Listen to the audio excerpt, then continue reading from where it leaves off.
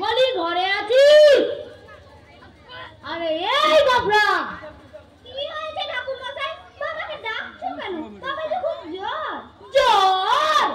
কে কে হারামজাদাকে পাষণ্ড রেখছো বাবরা? আরে এই বাবরা, বেরিয়ে আয় হতচ্ছাড়া।